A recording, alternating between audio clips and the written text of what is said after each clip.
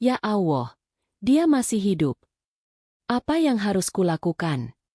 Assalamualaikum sahabat 1000 kisah nyata. Bayangkan seorang pemuda pemulung miskin yang setiap hari hanya bisa mencari rongsokan untuk makan. Namun takdir Allah membawanya menemukan seorang gadis cantik tak berdaya di tumpukan sampah. Gadis itu lumpuh, kehilangan ingatan, dan hampir mati. Dengan tulus ia rawat, meski hidupnya sendiri penuh kekurangan. Tapi, tepat sebulan kemudian, deretan mobil mewah datang menghampiri rumah reyotnya.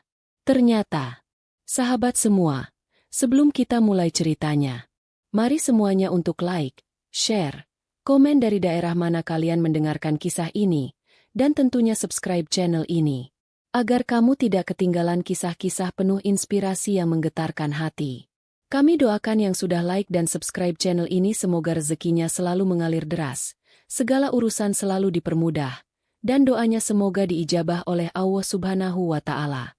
Jangan lupa juga tekan tombol loncengnya, agar kamu jadi orang pertama yang tahu saat video terbaru hadir.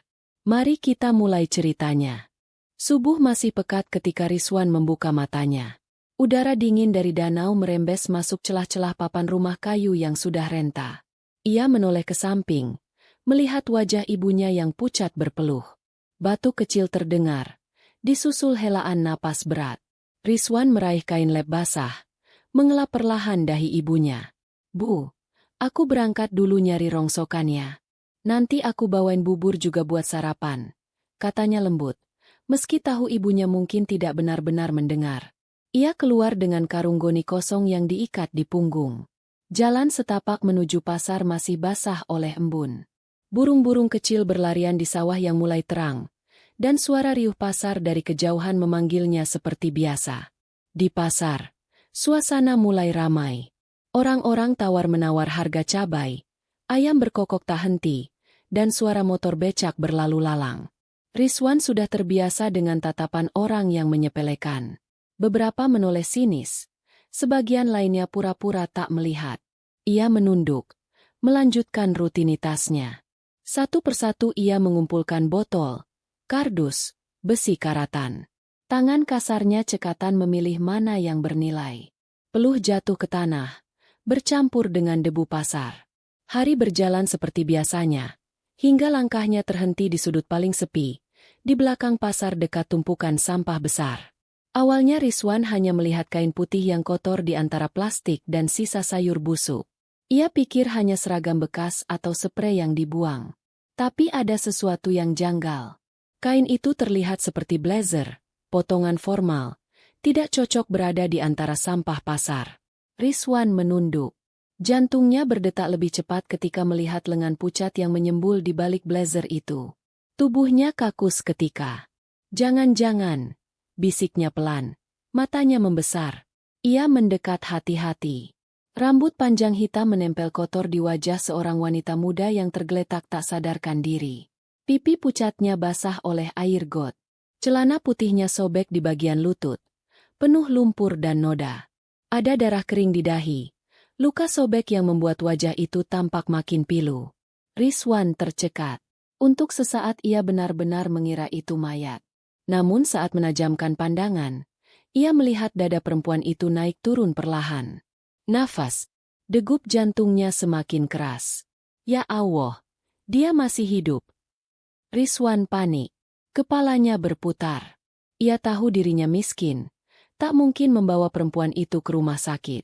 Ongkos ke puskesmas saja ia tidak punya. Tapi ia juga tidak tega meninggalkannya di sana. Tanpa banyak berpikir lagi, ia jongkok, memasukkan kedua tangannya ke bawah tubuh lemah itu. Berat tubuhnya terasa di tulang-tulang lengannya, meski sebenarnya perempuan itu ringan.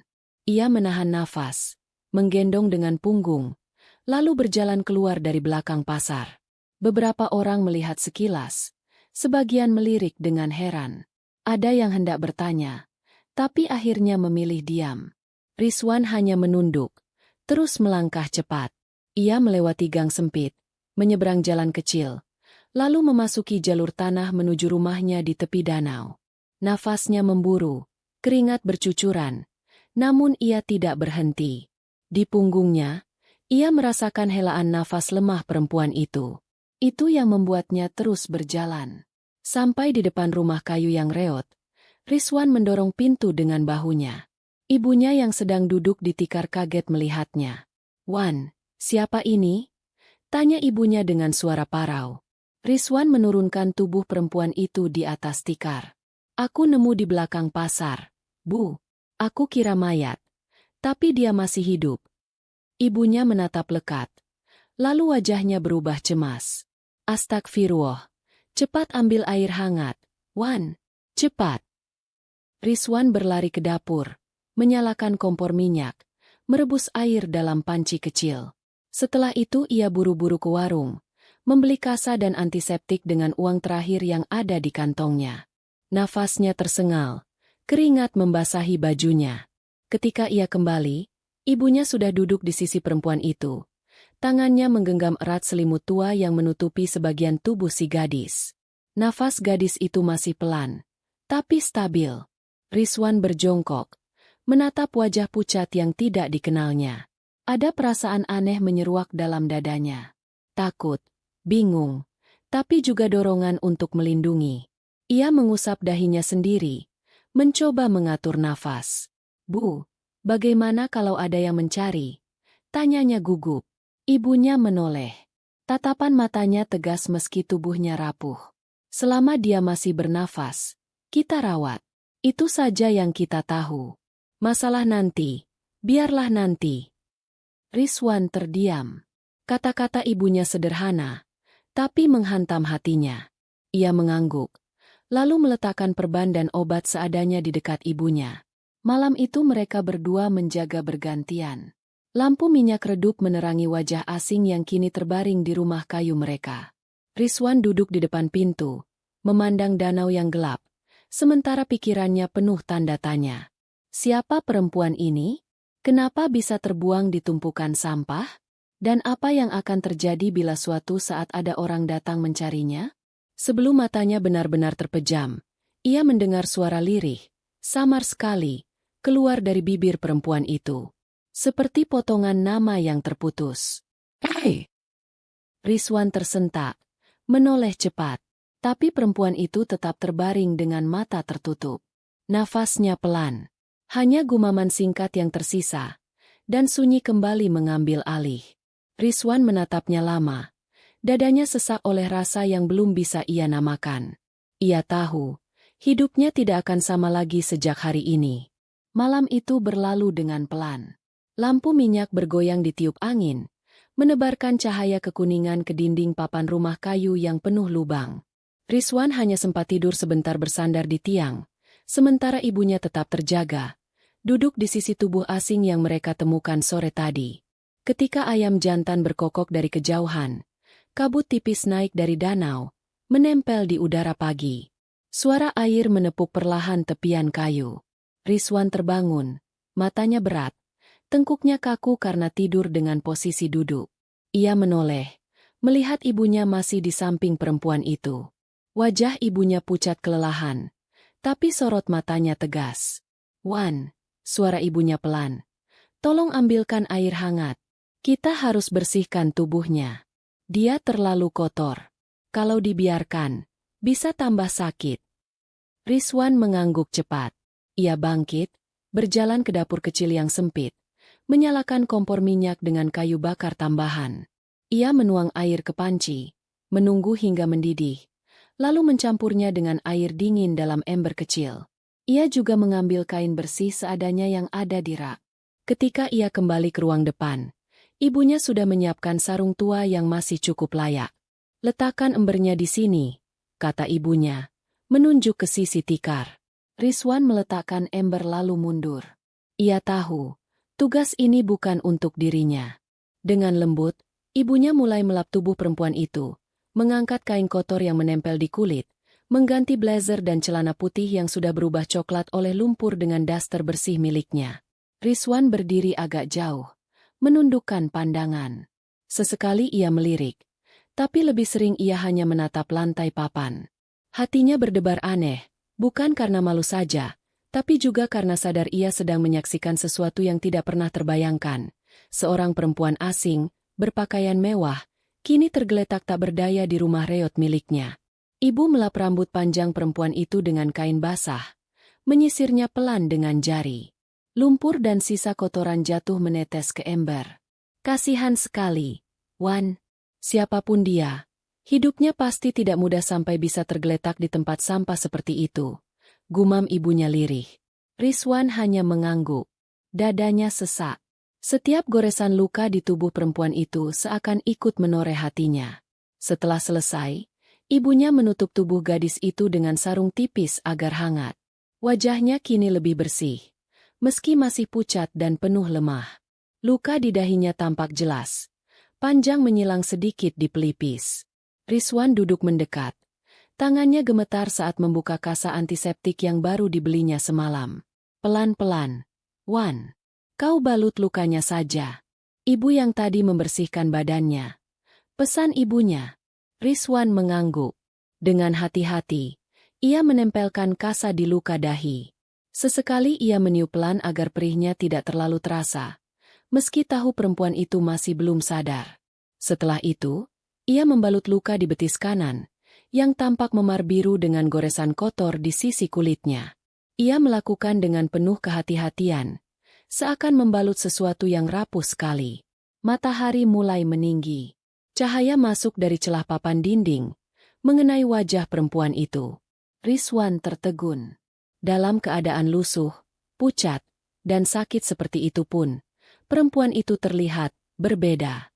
Ada garis halus di wajahnya. Ada ketenangan yang asing. Kalau nanti dia sadar, bagaimana, Bu? Kita bilang apa? Tanya Rizwan pelan. Ibunya menghela napas panjang. Bilang saja kita menemukannya. Kita tidak tahu siapa dia. Biarlah waktu yang menjawab. Rizwan diam. Ia menatap wajah itu lagi. Perasaan aneh kembali tumbuh di dadanya. Hari-hari berikutnya terasa panjang. Perempuan itu masih belum sadar penuh. Kadang tubuhnya menggeliat pelan. Kadang hanya bergumam lirih tak jelas. Ibunya yang setia mengelap tubuhnya dengan kain hangat setiap pagi dan sore, memastikan tubuh itu tetap bersih. Rizwan yang membalut luka-luka, mengganti perban dengan hati-hati. Hingga pada suatu sore, suara lirih terdengar lebih jelas. Rizwan yang tengah duduk di lantai, menyiapkan bubur tipis untuk ibunya, mendengar gumaman itu. Ia menoleh cepat. Bibir perempuan itu bergerak, membuka sedikit, lalu menutup lagi. Bu, dia. Rizwan panik. Ibunya segera menghampiri. Ayo, Wan, coba basahi bibirnya dulu. Rizwan menuang sedikit air ke sendok kecil, menempelkan ke bibir perempuan itu. Bibirnya bergerak, menelan pelan. Lalu mata itu terbuka sedikit. Sayu, kosong, seolah mencari sesuatu yang hilang. Rizwan terpaku. Inilah pertama kalinya ia menatap mata itu secara langsung. Mata hitam yang indah, namun kosong, seperti lautan yang kehilangan dasar. Haus. Suara perempuan itu serak, hampir tak terdengar. Ibunya cepat menyentuh tangannya. Iya, nak, kamu sudah di rumah. Tenang saja, kami menolongmu. Rizwan meraih mangkuk kecil berisi bubur encer. Bu, biar aku yang coba suapi. Ia duduk mendekat. Sendok kecil di tangannya gemetar. Ia meniup bubur itu perlahan agar tidak terlalu panas, lalu mendekatkannya ke bibir perempuan itu. Dengan pelan, perempuan itu membuka mulut, menerima suapan pertama. Mata Rizwan dan mata perempuan itu bertemu sesaat. Kosong. Tapi ada sesuatu yang membuat Rizwan tak bisa berpaling. Ibunya tersenyum kecil. Pelan-pelan saja. Wan, jangan buru-buru. Rizwan mengangguk. Ia terus menyuapi sedikit demi sedikit, hingga setengah mangkuk habis. Wajah perempuan itu sedikit lebih tenang. Lalu ia berbisik lirih. Suara samar yang menusuk hati. Di mana? Aku? Siapa aku? Rizwan tercekat. Ia menatap ibunya, bingung harus menjawab apa. Ibunya menghela napas, lalu berkata pelan. Kamu pingsan waktu kami temukan. Kamu belum ingat. Nak, tidak apa-apa. Sementara, Biarlah kami panggil kamu dengan nama Ayu. Perempuan itu memejamkan mata perlahan. Nafasnya kembali teratur. Nama itu terukir di udara rumah kayu yang sunyi. Ayu. Rizwan menatap wajahnya lama, dan tanpa ia sadari, hatinya ikut bergetar bersama setiap tarikan nafas gadis yang kini ia rawat. Pagi itu udara di tepi danau lebih hangat dari biasanya. Kabut yang biasanya menggantung hingga menjelang siang perlahan pecah oleh sinar matahari. Di teras rumah kayu, Ibu Rizwan duduk dengan selendang lusuh menutupi pundaknya. Pandangannya tertuju pada sosok gadis yang masih terbaring di tikar pandan. Wajahnya lebih segar dari hari-hari sebelumnya. Luka di dahi sudah mulai mengering, dan memar di betis tidak lagi sepekat kemarin. Rizwan keluar membawa ember. Baru saja selesai mencuci beberapa botol kaca untuk dijual. Tangannya kasar. Kuku-kukunya hitam oleh tanah dan sabun yang tidak pernah cukup menghilangkan bekas kerja kerasnya. Namun matanya tetap menoleh ke arah gadis itu, seakan tidak bisa lepas barang sedetik pun. Ayu masih tidur, Bu? Tanya Rizwan sambil meletakkan ember kosong di pojok dapur kecil. Ibunya menoleh, tersenyum tipis. Tidak, Wan. Dia sudah bangun sejak tadi, tapi masih lemah. Barusan dia coba duduk, tapi kepalanya pusing. Rizwan menghampiri perlahan. Gadis itu, Ayu, membuka matanya, menatap sekilas, lalu kembali menunduk. Matanya masih kosong, seolah melihat dunia tanpa mengenali apapun di sekitarnya. Bagaimana perasaanmu? Tanya Rizwan hati-hati. Ayu menggeleng pelan. Aku tidak tahu. Aku tidak ingat apa-apa. Hanya lapar. Suaranya serak, lirih, namun jujur. Rizwan tersenyum kecil, lalu bangkit mengambil mangkuk bubur yang sudah disiapkan ibunya. Ia meniup sendok perlahan, memastikan tidak terlalu panas, lalu menyodorkannya. Pelan-pelan saja. Kalau terlalu panas bilang. Ayu membuka mulut, menerima suapan itu. Untuk pertama kalinya sejak sadar, bibirnya melengkung tipis. Senyum samar. Kecil sekali, tapi cukup untuk membuat dada Rizwan terasa hangat. Hari-hari berikutnya mulai terbentuk pola baru. Rizwan berangkat pagi untuk mencari rongsokan, tapi kini langkahnya terasa lebih ringan karena ada alasan untuk pulang lebih cepat. Setiap kali kembali dengan karung berisi botol dan besi karatan, ia menemukan Ayu duduk bersandar di tiang rumah, menatap danau dengan mata kosong tapi tenang. Kadang ibunya duduk di sebelah Ayu, menceritakan hal-hal kecil tentang kampung, tentang masa kecil Rizwan, bahkan tentang hujan deras yang pernah merobohkan dinding rumah mereka. Ayu mendengar, meski tidak selalu merespon. Namun setiap kali ibunya selesai bercerita, ada tatapan lembut dari Ayu yang seakan berkata, "Terima kasih sudah membuatku merasa tidak sendirian." Suatu sore, ketika Rizwan mengganti perban di betis Ayu, ia melihat gadis itu menahan perih dengan menggigit bibir. Rizwan menunduk, tangannya gemetar, takut melukai lebih dalam. Maaf, kalau sakit, ucapnya pelan. Ayu menggeleng. Tidak apa-apa. Aku tahu, kamu hati-hati.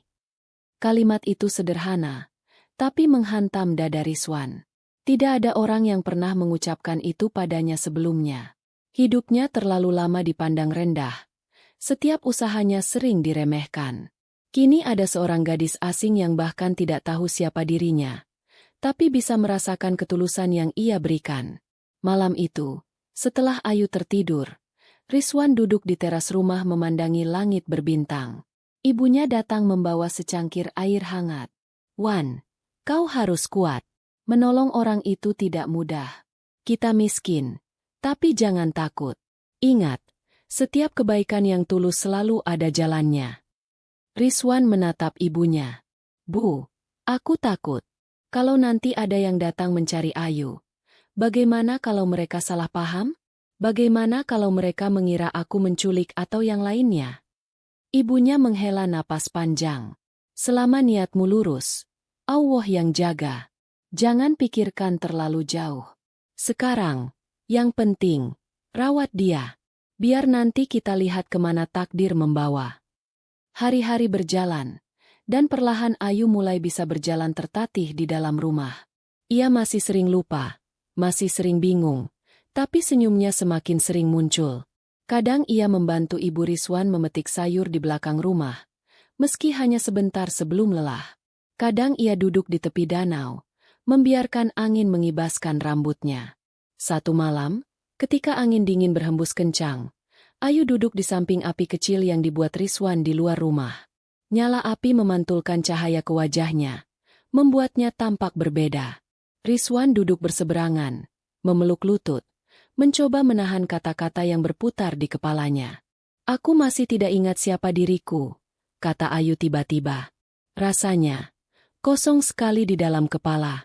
Tapi anehnya, aku tidak merasa takut di sini. Aku merasa aman. Rizwan menoleh. Jantungnya berdegup lebih cepat. "Itu karena ibu yang baik. Dia sayang sama kamu." Ayu menatap Rizwan sejenak, lalu tersenyum samar. "Bukan hanya ibu. Kamu juga." Rizwan terdiam. Api kecil itu berkedip, seakan menertawakan perasaan yang tidak bisa ia ucapkan. Dalam hatinya, ia mulai mengakui, ada sesuatu yang tumbuh. Nama Ayu yang ia berikan dahulu hanya untuk sementara, kini terasa begitu pas. Nama itu melekat, bukan hanya di bibir, tapi di hatinya. Di luar rumah, suara danau berbisik pelan, seakan membawa pesan yang belum bisa dimengerti.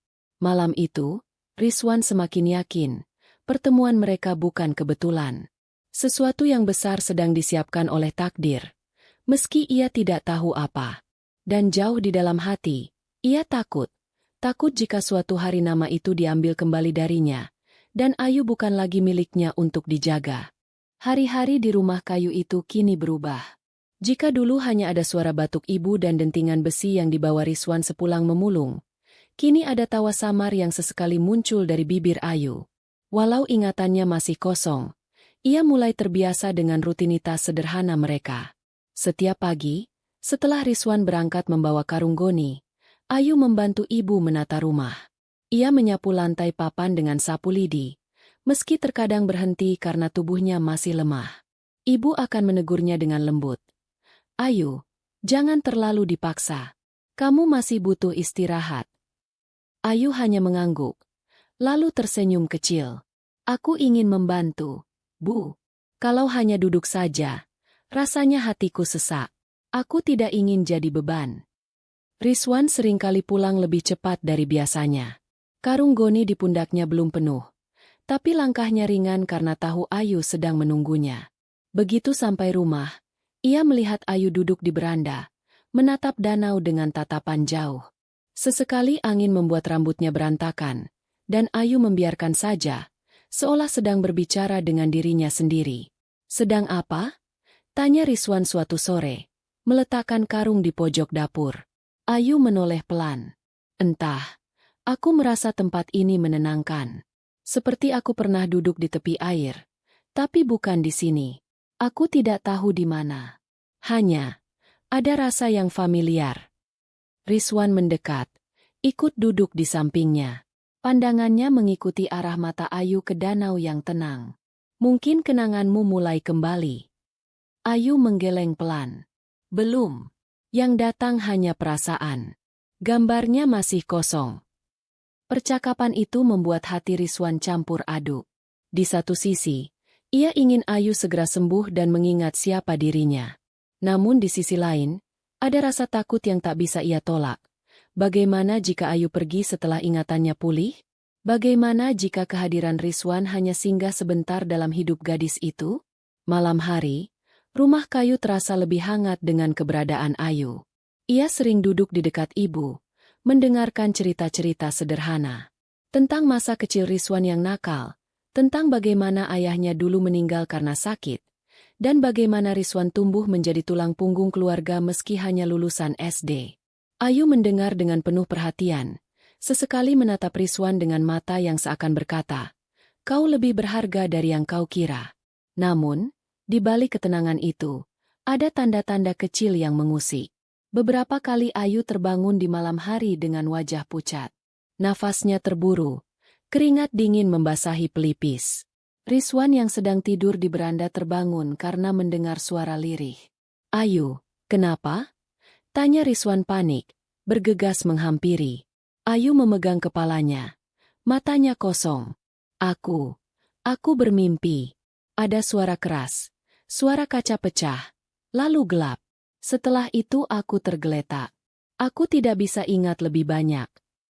Rizwan menatapnya cemas. Ia ingin menenangkan. Tapi hatinya sendiri berdebar keras. Apa sebenarnya yang terjadi pada Ayu sebelum ditemukan di tumpukan sampah? Sudah. Jangan dipikirkan. Itu hanya mimpi, kata Rizwan akhirnya. Meski ia tahu bukan sekadar mimpi. Ayu menatapnya. Lalu mengangguk perlahan. Terima kasih, Rizwan. Kalau tidak ada kamu, mungkin aku sudah tidak ada lagi. Rizwan terdiam. Kata-kata itu menusuk dalam. Ia ingin menjawab bahwa Ayu bukan sekadar orang asing baginya. Tapi lidahnya keluh. Ia hanya menghela napas panjang. Lalu membetulkan selimut di bahu Ayu. Keesokan paginya, tanda-tanda itu muncul lagi. Saat sedang membantu ibu menjemur pakaian, Ayu mendadak berhenti, wajahnya memucat. Matanya menatap kosong ke sebuah bayangan mobil yang lewat di jalan tanah depan rumah. Ayu, kenapa? Tanya ibu heran. Ayu terdiam lama. Bibirnya bergetar. Mobil. Aku merasa sesuatu buruk terjadi di dalam mobil. Tapi, aku tidak tahu apa. Ibu mengusap punggung Ayu, menenangkannya. Sementara itu, Rizwan yang melihat dari jauh hanya bisa mengepalkan tangan. Hatinya gundah. Semakin lama, semakin jelas bahwa masa lalu Ayu menyimpan luka yang besar. Sore itu, ketika mereka bertiga duduk bersama di teras, angin membawa aroma hujan. Langit menggelap, guntur bergemuruh. Ayu menatap kilatan petir dengan wajah tegang. Rizwan memperhatikan. Ada sesuatu dalam sorot mata Ayu. Ketakutan, campur dengan amarah yang tak bisa ia jelaskan. Ibu, Wan, suara Ayu pelan. Aku merasa, ada orang yang sengaja ingin menyingkirkanku. Tapi aku tidak tahu siapa. Rizwan terdiam. Kata-kata itu menggores hatinya. Ia ingin tahu kebenaran. Tapi ia juga takut jawaban itu akan merenggut Ayu dari kehidupannya. Malam itu, hujan deras mengguyur kampung. Air danau naik hingga hampir menyentuh pijakan rumah kayu. Di dalam rumah, Rizwan duduk di dekat pintu, menjaga agar angin tidak memadamkan lampu minyak. Dari balik tirai tipis, ia menatap Ayu yang tidur gelisah. Setiap helaan napas Ayu seakan menuliskan sesuatu di hati Rizwan. Rasa takut kehilangan. Ia menunduk, berdoa dalam diam. Ya Allah, kalau memang dia bukan untukku, jangan biarkan dia hilang sebelum waktunya. Biarkan aku menjaganya sampai aku tidak sanggup lagi. Di luar, hujan menggila. Petir menyambar. Guntur bergemuruh. Di dalam, hati Rizwan juga bergejolak, menyimpan cinta yang tumbuh diam-diam, bercampur dengan misteri yang makin peka tentang siapa sebenarnya Ayu, dan siapa yang telah berbuat jahat padanya. Matahari pagi muncul malu-malu dari balik pepohonan. Embun masih menempel di daun pisang, dan suara ayam berkokok bersahut-sahutan di kejauhan. Di rumah kayu tepi danau itu, kehidupan sederhana mulai berjalan seperti biasa. Rizwan sudah bersiap dengan karung goni di punggung, hendak berangkat mencari rongsokan. Namun pagi itu hatinya terasa berbeda. Ada beban yang tak bisa ia lepaskan. Sejak malam hujan deras beberapa hari lalu, Ayu semakin sering mengalami mimpi buruk. Ia sering terbangun dengan keringat dingin. Bibirnya bergetar menyebut kata-kata tak jelas. Kadang hanya suara tangisan lirih, kadang seperti menyebut nama seseorang, tapi terputus. Rizwan sering terbangun lebih dulu hanya karena gelisah mendengar gerakan kecil Ayu. Sebelum berangkat, Rizwan menatap Ayu yang duduk bersandar di tiang rumah, menatap danau. Wajahnya pucat, tapi matanya lebih jernih dari biasanya. Ayu, kalau butuh sesuatu, bilang saja sama ibu, ya. Aku pulang lebih cepat nanti. Ayu menoleh, bibirnya melengkung tipis. Kau selalu bilang begitu, Rizwan. Padahal aku tahu, setiap hari kau pulang dengan karung setengah kosong. Kau mengorbankan hasilmu demi aku. Rizwan terdiam. Ia menunduk, menggaruk tengkuk. Aku hanya ingin kau baik-baik saja. Itu saja. Ayu menatapnya lebih lama, namun tidak berkata apa-apa lagi. Hanya senyum samar yang sulit diartikan. Hari itu, Rizwan melangkah ke pasar dengan langkah lebih berat. Angin pagi menampar wajahnya, tapi pikirannya melayang pada sosok yang ia tinggalkan di rumah. Setiap kali ia membungkuk mengambil botol atau besi karat, wajah Ayu muncul dalam benaknya. Senyum samar itu seperti mengikutinya kemanapun ia pergi. Siang menjelang, ketika Rizwan sedang memilah kardus di belakang pasar, terdengar suara orang-orang berbisik. Ia menoleh. Beberapa pedagang berkumpul, membicarakan sesuatu dengan wajah serius. Kau dengar? Katanya ada seorang gadis kaya hilang sebulan lalu di kota. Bisik salah satu pedagang. Iya. Ada rombongan orang kaya pakai mobil besar yang datang kemarin sore. Tanya-tanya di jalan utama. Katanya mencari seorang perempuan muda, cantik, terakhir kali terlihat memakai blazer putih, sahut pedagang lain. Rizwan terpaku. Kata-kata itu menghantam dadanya. Blazer putih. Gadis muda. Hilang sebulan lalu. Semua petunjuk itu mengarah pada Ayu. Tangannya yang memegang kardus gemetar. Dadanya naik turun. Ia ingin bertanya lebih lanjut, tapi lidahnya keluh. Kalau ia bertanya, ia bisa menarik perhatian. Kalau orang-orang tahu ia menemukan Ayu, apa yang akan mereka lakukan? Sepanjang perjalanan pulang, pikirannya kacau. Langkahnya cepat. Karung di punggung hampir terlepas. Setiap detik terasa seperti menunggu sesuatu yang menegangkan. Sesampainya di rumah, ia mendapati Ayu sedang duduk bersama ibunya di beranda. Mereka sedang memilah sayuran sederhana yang baru dibeli dari warung.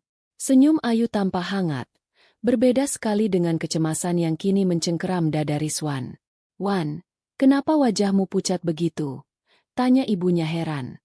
Rizwan terdiam sejenak, lalu berusaha tenang. "Tidak apa-apa, Bu. Hanya capek." Ia tidak berani menceritakan apa yang ia dengar di pasar. Sore itu, ketika angin sejuk bertiup dari danau, Ayu duduk di kursi kecil menatap air berkilau. Rizwan duduk tak jauh darinya, pura-pura merapikan tali karung. Dalam hatinya, pergulatan semakin keras. Kalau benar orang-orang kaya itu mencari Ayu, berarti cepat atau lambat mereka akan datang. Bagaimana kalau mereka merebut Ayu begitu saja? Bagaimana kalau mereka menuduhku macam-macam? Ayu menoleh tiba-tiba, seolah membaca pikirannya. "Rizwan, kenapa akhir-akhir ini kau sering melamun?" Rizwan gugup. "Aku tidak, hanya capek." Ayu menggeleng pelan, senyum samar di bibirnya. "Aku mungkin tidak ingat siapa diriku, tapi aku bisa merasakan sesuatu. Kau menyembunyikan sesuatu dariku, kan?" Rizwan menahan napas. Untuk sesaat ia ingin menceritakan kabar dari pasar, tentang orang-orang kaya dengan mobil mewah yang mencari seorang gadis. Tapi melihat tatapan Ayu, ia menahan diri.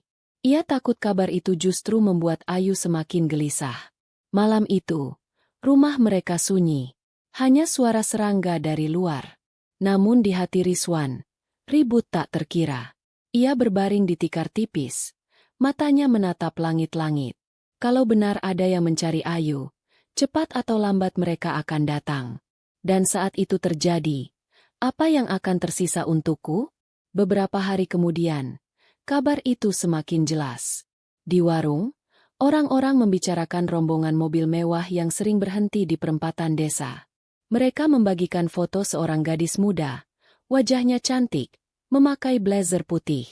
Foto itu cepat beredar. Bahkan ada yang menempelnya di tiang kayu dekat pasar. Rizwan berdiri di depan tiang itu. Tubuhnya kaku. Foto itu hampir sama persis dengan Ayu yang kini tinggal di rumahnya. Senyum di foto itu tampak bahagia. Berbanding terbalik dengan wajah kosong Ayu saat ia pertama kali menemukannya. Langkah Rizwan gemetar saat pulang. Ia merasa setiap orang di jalan memperhatikan dirinya.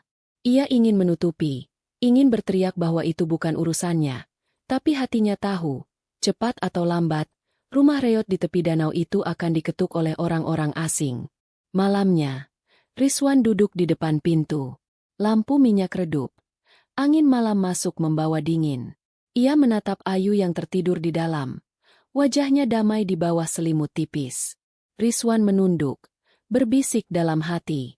Ya Allah, kalau memang ada yang mencari dia, aku mohon jangan biarkan mereka mengambilnya begitu saja. Aku belum siap kehilangan. Dan seakan jawaban untuk doanya, di kejauhan terdengar suara mesin mobil. Bukan suara motor desa yang biasa, tapi suara halus dan berat dari kendaraan besar. Suara itu semakin dekat, berhenti di jalan kecil tak jauh dari rumah mereka. Rizwan menegakkan tubuhnya. Jantungnya berdetak cepat. Di luar sana, bayangan masa lalu Ayu sedang mendekat. Suara mesin itu terdengar berbeda dari kendaraan apapun yang biasa lewat di jalan desa. Berat, dalam, seperti auman yang ditahan. Rizwan yang duduk di depan pintu rumah sontak bangkit. Matanya menajam ke arah jalan setapak yang menghubungkan rumah mereka dengan jalan utama. Hatinya berdegup kencang. Malam itu gelap. Hanya diterangi sinar bulan yang samar menembus celah pepohonan. Namun cukup bagi Rizwan untuk melihat cahaya lampu kendaraan yang bergerak perlahan di jalan kecil di seberang danau. Cahaya itu memantul ke permukaan air, menciptakan kilauan yang menusuk mata. Rizwan menelan ludah. Tangannya tanpa sadar menggenggam erat tiang pintu. Sudah waktunya. Mereka datang. Di dalam rumah, Ayu gelisah dalam tidurnya. Seperti bisa merasakan sesuatu, tubuhnya menggeliat. Bibirnya berbisik pelan. Mobil. Suara mobil. Rizwan menoleh cepat. Mendekati Ayu. Ia menggoyang bahu gadis itu pelan. Ayu. Bangun. Tidak apa-apa. Tenang. Ayu membuka mata. Tatapannya kosong tapi ketakutan jelas terpancar.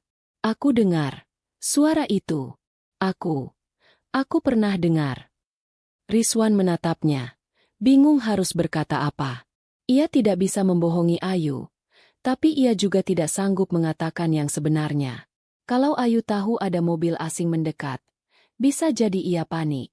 Lampu kendaraan semakin dekat. Tak lama kemudian, suara mesin berhenti. Hening mendadak. Suara jangkrik yang tadinya nyaring seakan lenyap. Rizwan berdiri di depan pintu, menahan napas. Dari balik tirai jendela yang robek, ia melihat bayangan mobil besar berwarna hitam mengilap berhenti di jalan tanah, tak jauh dari rumah mereka. Pintu mobil terbuka, dan beberapa siluet orang keluar. Pakaian mereka rapi, kontras sekali dengan lingkungan desa yang sederhana. Rizwan cepat-cepat menutup tirai, tubuhnya tegang. Ia berjalan ke arah ibunya yang duduk di tikar, menatapnya dengan tatapan penuh tanya. Wan, siapa itu? Suara ibunya bergetar. Rizwan menggeleng cepat. Aku tidak tahu, Bu. Tapi sepertinya mereka orang kota. Aku takut mereka mencari Ayu. Ibunya menarik napas dalam, lalu menoleh ke Ayu yang kini duduk dengan wajah pucat. Kalau memang benar mereka mencari dia, berarti masa lalu Ayu sudah menjemput. Rizwan menggigit bibirnya. Ia belum siap. Perasaan yang tumbuh di hatinya membuatnya ingin menahan Ayu tetap di sisinya. Tapi ia juga sadar, cepat atau lambat, gadis itu akan kembali pada dunianya yang sebenarnya. Di luar, suara langkah kaki terdengar mendekat. Berat, mantap, bukan langkah orang desa. Ada juga suara percakapan pelan, dengan bahasa yang lebih halus, berbeda dengan logat desa. Rizwan cepat-cepat keluar, menutup pintu di belakangnya. Ia berdiri di teras rumah kayu, menghadang siapapun yang datang. Benar saja, 3 orang pria berpakaian rapi mendekat. 2 di antaranya tampak seperti sopir atau pengawal, sementara yang satu lagi jelas berbeda. Tubuhnya tegap, memakai jas hitam yang licin terkena cahaya bulan. Wajahnya tegas, meski samar dalam gelap. Permisi. Suara pria itu berat, sopan namun berwibawa. Apakah di rumah ini ada seorang perempuan muda yang beberapa waktu lalu ditemukan? Rizwan tercekat. Kata-kata itu menusuk tepat ke jantungnya. Ia mencoba menahan wajahnya tetap tenang, meski dadanya bergetar. Untuk apa mencari perempuan itu? Suaranya serak. Pria itu menatap tajam. Kami mencari seseorang yang hilang. Namanya Soraya Ayu Nindya.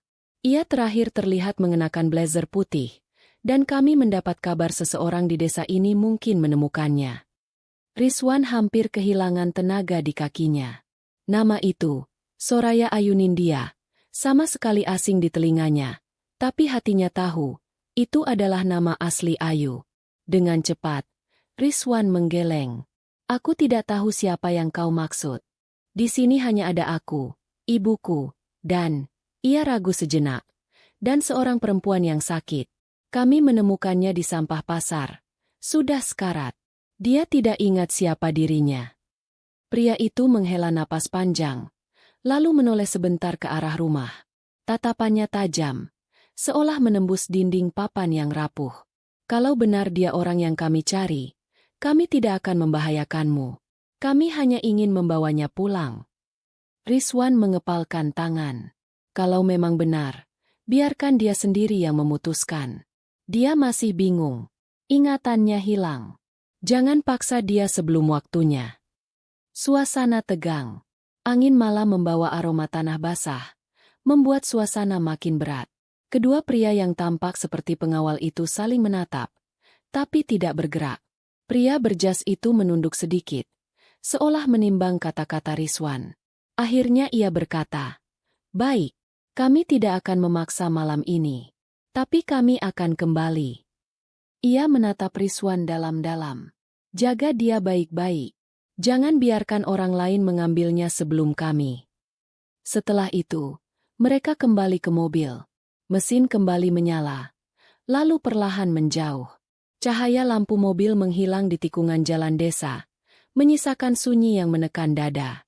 Rizwan tertegun lama di teras. Kakinya lemas. Ia masuk rumah, menutup pintu dengan tangan bergetar.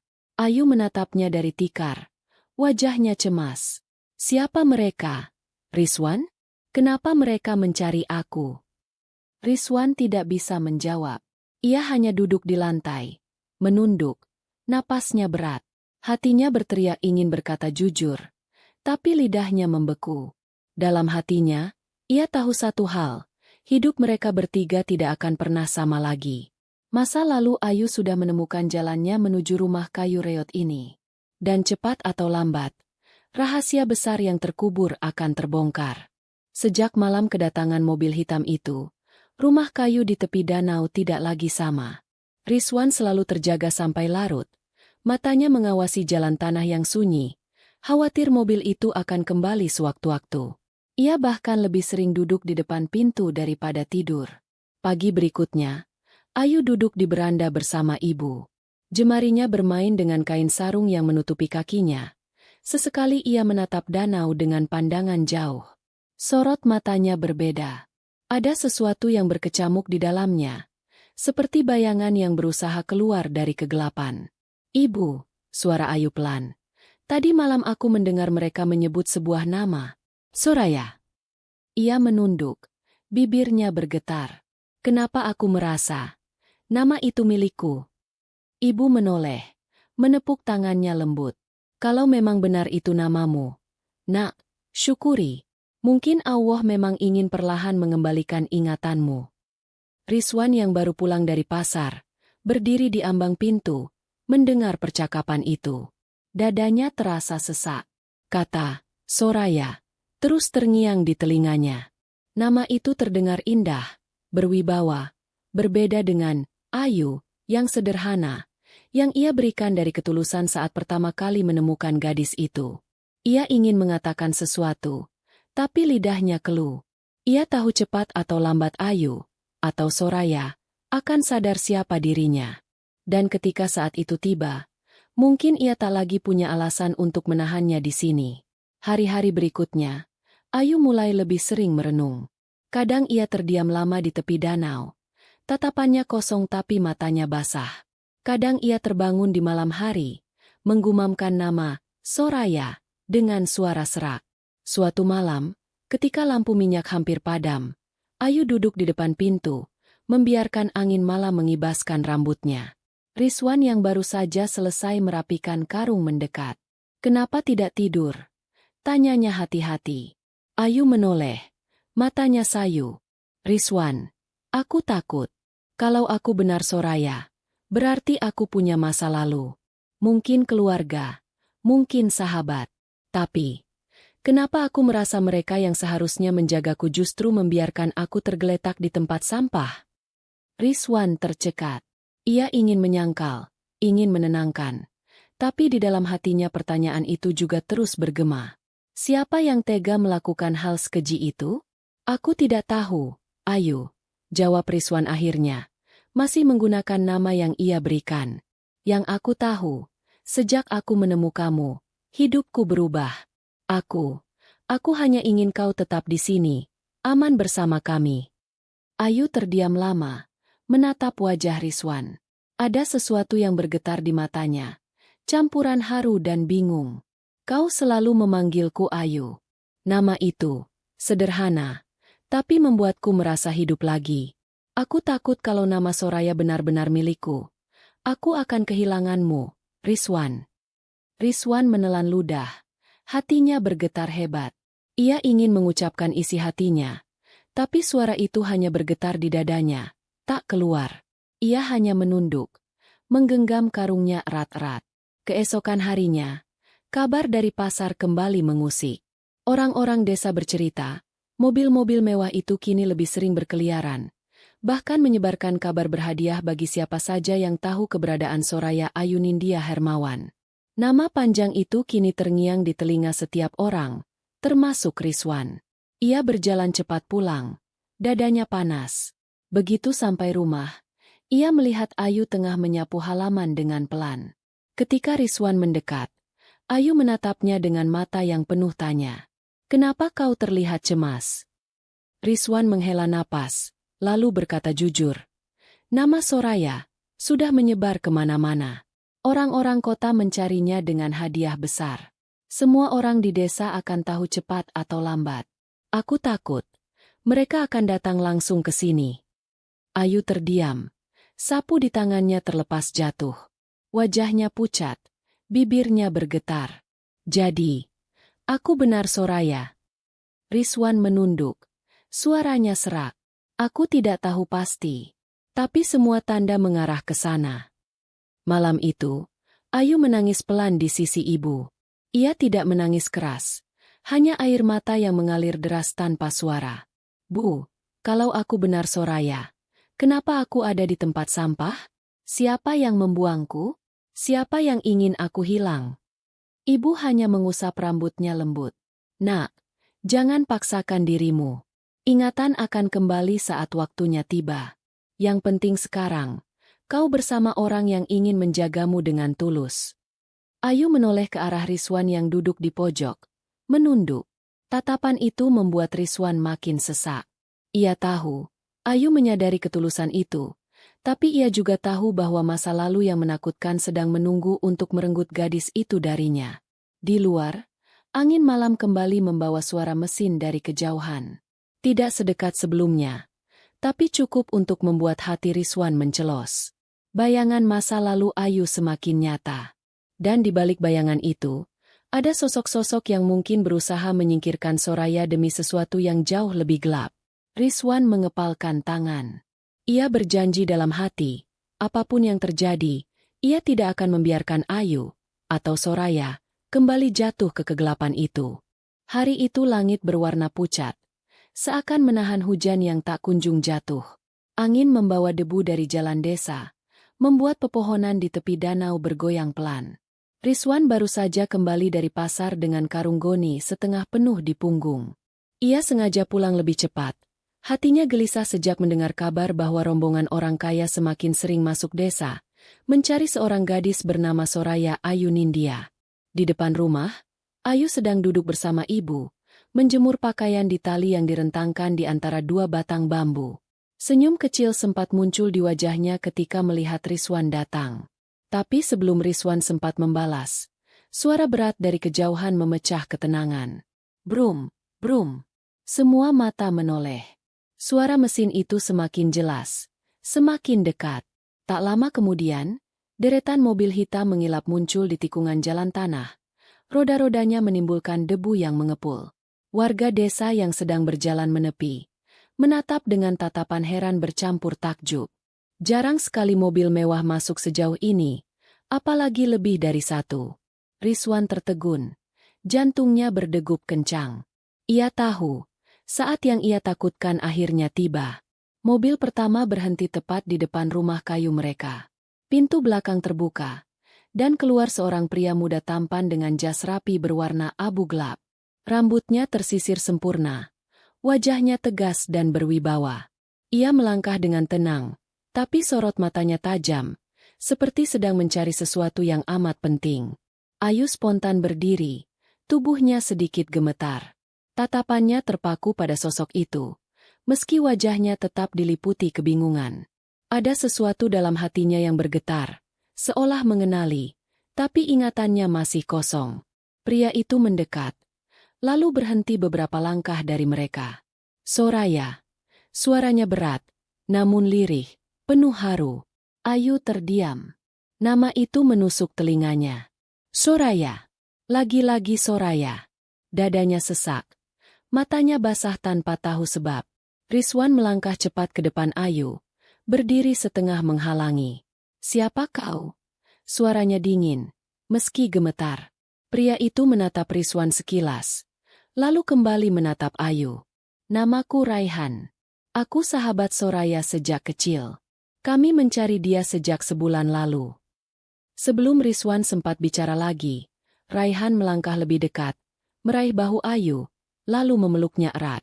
Ayu kaget, tubuhnya kaku. Ingatannya tetap kosong, tapi kehangatan aneh muncul di dadanya. Rizwan terpaku.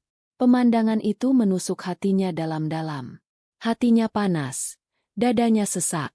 Jadi benar, dia kekasih Ayu. Ayu mencoba bicara, suaranya bergetar. Aku tidak ingat siapapun.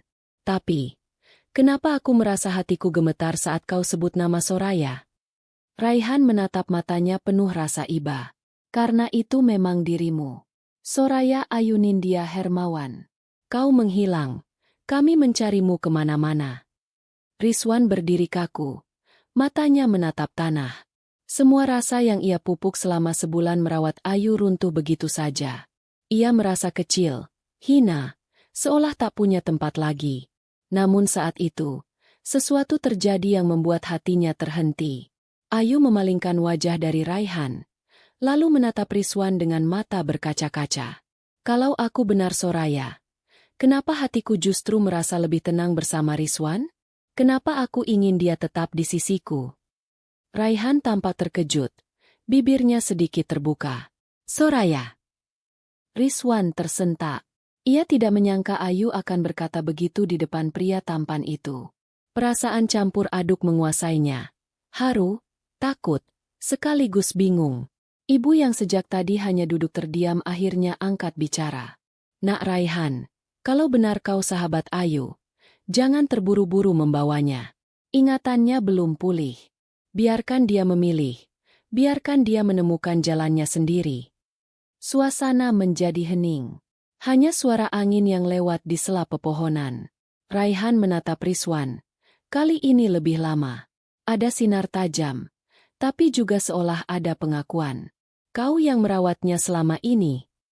Rizwan mengangguk pelan. Aku menemukannya di tumpukan sampah. Kupikir dia sudah mati. Tapi dia masih bernafas. Aku bawa pulang. Merawat dengan apa yang aku punya. Raihan terdiam beberapa saat. Lalu menghela napas panjang. Kalau begitu, kau sudah menyelamatkan nyawanya. Aku berhutang besar padamu. Rizwan menunduk. Hatinya masih perih. Baginya, ucapan itu bukan penghargaan, tapi seperti penegasan bahwa ia hanya penjaga sementara, bukan orang yang berhak memiliki Ayu. Ayu menatap keduanya dengan wajah bingung. Aku tidak ingin pergi kalau Rizwan tidak ikut. Aku tidak ingat siapa kau, tapi aku tahu, aku tidak ingin meninggalkan mereka. Raihan menatap Soraya, atau Ayu, lama sekali, lalu tersenyum tipis.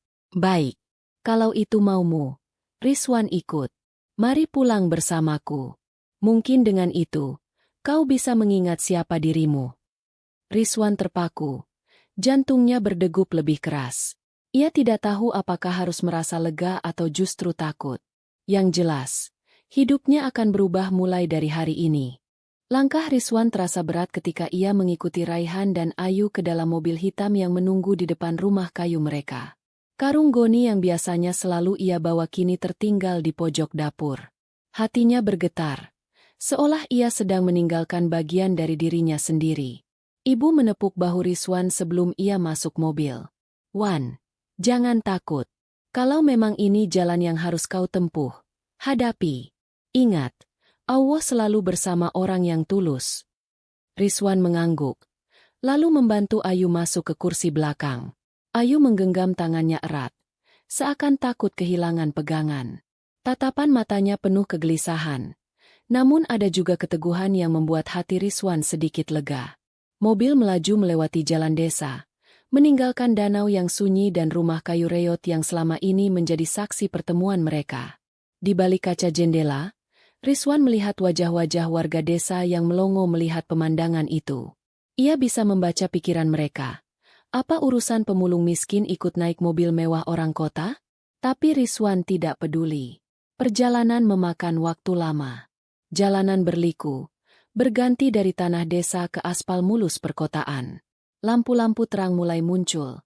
Gedung-gedung tinggi berdiri gagah. Rizwan merasa kecil, asing, seakan melangkah ke dunia yang bukan miliknya. Akhirnya, mobil berhenti di depan sebuah rumah besar berlantai 3 dengan pagar besi tinggi. Dindingnya putih bersih. Jendela besar dengan tirai tebal menggantung megah. Halaman luas dengan taman rapi membuat Rizwan tertegun. Ia bahkan tidak berani melangkah turun. Takut kakinya yang penuh debu mengotori lantai marmer di dalamnya. Raihan turun lebih dulu, lalu membantu Ayu. "Selamat datang di rumahmu kembali, Soraya." Ayu menatap bangunan itu dengan mata kosong. Tidak ada kenangan yang muncul, tidak ada rasa akrab. Hanya sebuah gedung asing yang terasa dingin. Ia menggenggam tangan Rizwan semakin erat. "Aku tidak ingat rumah ini," bisiknya. Rizwan menelan ludah, lalu mendekat. "Kalau kau tidak ingat, jangan paksa. Anggap saja, ini tempat baru untukmu."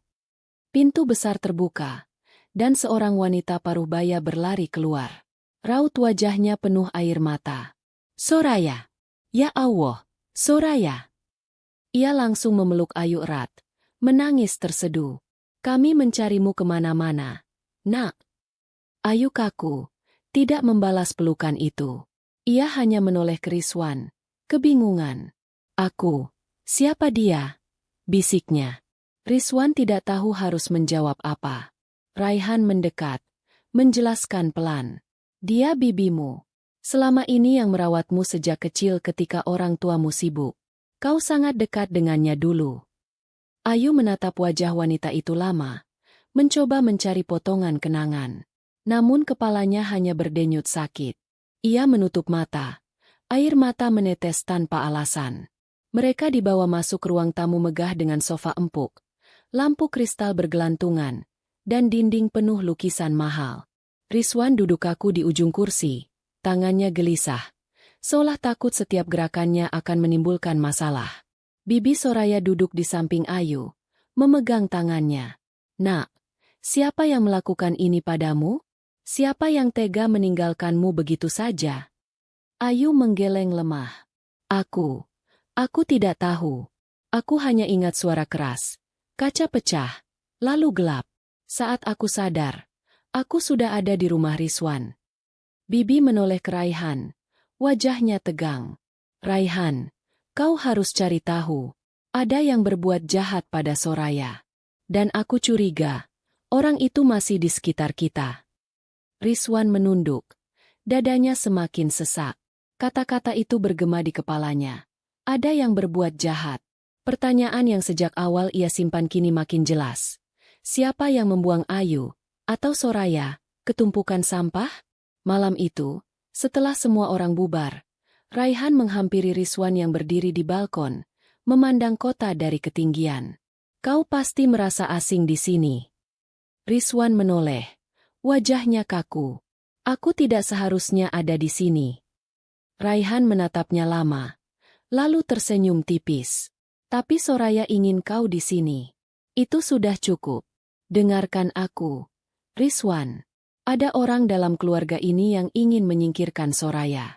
Aku belum tahu siapa, tapi aku yakin niatnya berhubungan dengan harta warisan keluarganya. Rizwan tercengang. Warisan? Raihan mengangguk. Ya. Soraya adalah cucu tunggal dari seorang pengusaha besar. Kalau dia hilang, semua harta akan berpindah tangan pada orang lain. Rizwan terdiam. Hatinya bergetar. Tiba-tiba semua potongan terasa masuk akal. Gadis itu bukan hanya Ayu yang ia rawat dengan bubur dan obat warung. Dia adalah Soraya Ayunindya Hermawan, pewaris kekayaan besar. Dan seseorang telah berusaha menyingkirkannya dengan cara paling keji. Rizwan mengepalkan tangan. Kini ia tahu, dirinya terjebak dalam lingkaran yang lebih besar dari yang pernah ia bayangkan. Malam turun perlahan di rumah besar itu. Lampu-lampu kristal menyala terang, memantulkan cahaya hangat ke dinding marmer yang dingin. Namun di hati Rizwan, semuanya terasa sesak. Ia duduk di kursi kayu dekat taman belakang, mencoba menenangkan pikirannya. Suara jangkrik dan gemericik air mancur terdengar samar, namun pikirannya terus berputar. Siapa yang tega membuang Soraya ke tempat sampah? Sejak Raihan mengatakan bahwa Soraya adalah cucu tunggal pewaris harta, Rizwan merasa semuanya masuk akal. Tapi ia juga sadar, semakin jelas identitas Soraya, semakin besar bahaya yang mengintai. Di ruang tamu, Ayu, atau Soraya, duduk bersama bibinya. Wajahnya masih kebingungan, meski perlahan ingatannya mulai kembali dalam potongan-potongan kecil. Aku ingat, ada suara kaca pecah. Aku duduk di dalam mobil. Lalu ada seseorang yang mendorongku keluar. Setelah itu gelap. Ucapnya pelan, gemetar. Bibi terkejut. Matanya membesar. Siapa? Soraya? Kau ingat wajahnya? Soraya menggeleng cepat, memegangi kepala. Tidak jelas, tapi aku rasa, itu seseorang yang dekat denganku. Aku merasa dikhianati. Suasana menjadi hening. Raihan berdiri di sisi pintu, wajahnya tegang, tatapannya penuh kehati-hatian. Beberapa hari kemudian, rumah besar itu semakin ramai. Beberapa kerabat Soraya berdatangan, pura-pura peduli, menanyakan kabar, tapi tatapan mereka penuh perhitungan. Rizwan mengamati dari jauh. Ia bisa melihat jelas mana yang benar-benar tulus, dan mana yang hanya menunggu celah. Suatu sore, saat Rizwan berjalan melewati koridor panjang, ia mendengar percakapan dari balik pintu. Suara seorang pria paruh baya terdengar tajam. Kalau Soraya benar-benar kembali, kita semua akan kehilangan bagian warisan. Harus ada cara lain agar dia pergi untuk selamanya. Rizwan terhenti. Dadanya berdegup kencang. Ia mengenali suara itu. Paman Soraya, yang tadi siang berpura-pura menangis di depan gadis itu. Rizwan mengepalkan tangan. Ia ingin masuk dan berteriak. Tapi ia tahu harus hati-hati. Jika ia gegabah, justru ia bisa disalahkan. Ia memilih diam, mencatat semua dalam ingatannya. Malamnya, Raihan memanggil Rizwan ke ruang kerjanya. Aku tahu kau mendengar sesuatu, katanya tegas. Rizwan terkejut.